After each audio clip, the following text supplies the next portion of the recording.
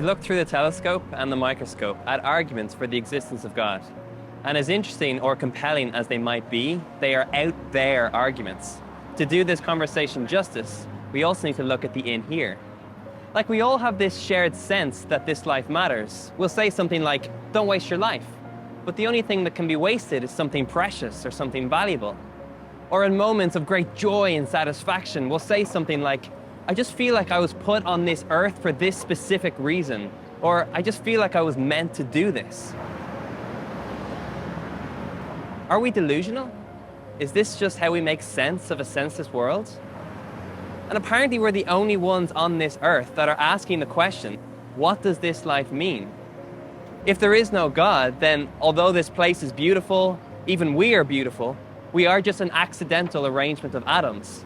Although it might seem cold and it might seem harsh, but take God out of the equation and there's no defined purpose for which we are made. Now, this is not to say that we can't make a purpose for the here or now or even for our lives, but where does the impulse to create and discover meaning come from? Think about the stories that take our breath away.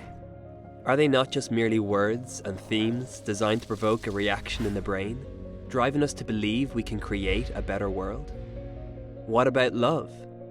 In a world without design or intention, love is simply a biochemical response. But if life is just chemistry or biology, then why, when we sit at a hospital bed beside the one we love, is the sound of the heart monitor the most important sound in the world? Why does each beep matter? When tragedy hits us, from the death of a loved one or even a really bad breakup, we'll say that we're brokenhearted. But what does that mean? Our hearts are still beating fine. The problem is with something else we call our hearts, that center of ourselves, that place which is our innermost being. It's in this place where we feel the deepest pain of those we have lost, and the absence of what we truly long and desire for. But why do we have these longings and desires? How would we explain them? On the one hand, we have physical longings, like hunger. Like right now, I long for a chocolate cone with vanilla ice cream. And just because I long for it, doesn't necessarily mean that I'll get it. But is it not true that my appetite for food means that food exists? And on the other hand, we have longings and desires that go much deeper, emotionally and spiritually. Like we'll have a picture in our head of what our future could be, or we long to be part of something bigger than ourselves, or we might have a desire to do something with our life that makes a lasting impact. Is our hope for something truer, deeper, more fulfilling a clue to the existence of something else or someone else?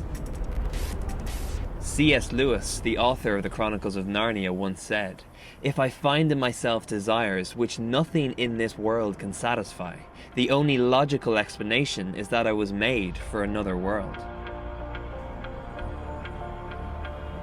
The writings in the Bible explain that this other world is heaven, and that this someone else is God, and that we're made in God's image. Now, I'm not talking about my arms or my legs, or even the weird mole I have on my back. No, I'm talking about my consciousness, my nature, my capacity not just to survive, but to create, to love, to imagine, that all these things reflect the God who created me. And maybe you could argue that everything that defines us, like love, joy, romance, imagination, creativity, that all these things are just a chemical reaction. But how extraordinary is it that a universe would come from nothing and produce the impossible yet ideal conditions for life to exist, that humans would form as a result, and look at themselves and others and say that this improbability means nothing, because we live like it means everything.